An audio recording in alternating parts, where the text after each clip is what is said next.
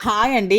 మధ్య మహేశ్వర ఆలయం, తుంగనాథ ఆలయం, రుద్రనాథ ఆలయం, కల్పేశ్వర ఆలయం, కేదార్నాథ్ ఆలయం ఈ 5 పంచక్షేత్రాలను కలిపి పంచకేదార్నాథ్ క్షేత్రాలుగా పేర్కొంటారు.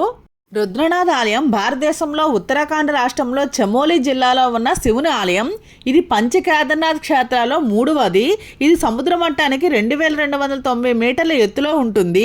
ఈ ఆలయం సహజమైన నీడతో ఉండే రాతి దేవాలయం. నేపాల్ రాజధాని కాఠ్మండూలోని పశుపతినాథ ఆలయంలో శివుడి శరీరం మొత్తం పూజించబడుతుండగా రుద్రనాథ ఆలయంలో కేవలం శివుడి ముఖాన్ని మాత్రమే పూజిస్తారు. ఇక్కడ శివుడిని నీలకంఠ మహాదేవ అనే పేరుతో పిలుస్తారు. రుద్రనాథ ఆలయం ముందు నుండి మంచుతో కప్పబడిన నందాదేవి, త్రిశూల శిఖరాలు కనిపిస్తాయి. పంచకేదార్లో 3వది అయిన రుద్రనాథ ఆలయాన్ని దర్శించుకోవాలంటే మొదట కేదార్నాథ్, తుంగనాథ్ ఆలయాన్ని దర్శించి ఆ తరువాత గోపేశ్వరం నుండి 3 కిలోమీటర్ల దూరంలో ఉన్న సాగర్ గ్రామం నుండి ట్రెక్కింగ్ చేయాలి. ఆ తర్వాత గోపేశ్వరం నుండి 12 కిలోమీటర్ల దూరంలో ఉన్న మండల్ గ్రామం నుండి మళ్ళీ ఇంకొక ట్రెక్కింగ్ ఉంటుంది. ఇది అనసూయాదేవి ఆలయం గుండా వెళ్తుంది. దాదాపు 24 కిలోమీటర్ల ట్రెక్కింగ్ మార్గం తర్వాత ఈ ఆలయాన్ని అయితే దర్శించుకోవచ్చు. పంచకేదార్నాథ్ క్షేత్రాల్లో ఒకటైన ప్రపంచ ప్రఖ్యాత ఈ రుద్రనాథ ఆలయాన్ని మే 18, 2025వ తేదీన భక్తుల కోసం తెరుస్తున్నట్లు అధికారులు వెల్లడించారు. ఆలయ ద్వారాలు తెరవడంతో వచ్చే 6 నెలల పాటు క్రమం తప్పకుండా ఆ మహాదేవుడికి పూజలు కొనసాగనున్నాయి. ఏటా దేశ విదేశాల నుంచి పెద్ద సంఖ్యలో భక్తులు ఈ పవిత్ర క్షేత్రాన్ని సందర్శిస్తుంటారు. స్థల పురాణం ప్రకారం రుద్రనాథ ఆలయాన్ని పాండవులు నిర్మించారని నమ్ముతారు. కురుక్షేత్ర యుద్ధంలో పాండవులు తమ దాయాదులకు కౌరవులను ఓడించి చంపిన తర్వాత సోదర హత్య, బ్రాహ్మణ హత్య చేసిన పాపాలకు ప్రాయశ్చిత్తం చేసుకోవడం కోసం వారు తమ రాజ్యాధికారాన్ని తమ బంధువులకు అప్పగించి శివుని ఆశీర్వాదం కోసం వెళ్తారు. మొదట వారణాసికి వెళ్ళి కాశీ విశ్వనాథుని వేడుకుంటారు. కానీ కురుక్షేత్ర యుద్ధంలో నిజాయితీ లేని కారణంగా శివుడు పాండవుల ప్రార్థనను పట్టించుకోరు. వారిపై కోపంతో శివుడు నంది రూపాన్ని ధరించి హిమాలయాల్లోని గర్వాల్ ప్రాంతంలో దాగి ఉంటారు. వారణాసిలో శివుడు కనిపించకపోవడంతో పాండవులు గర్వాల్ ప్రాంతానికి వెళ్తారు. అక్కడ భీముడు 2 పర్వతాల వద్ద నిలబడి శివుని కోసం వెతగ్గా గుప్తకాశీ సమీపంలో ఒక ఎద్దు మోస్తున్నట్లు కనిపిస్తుంది.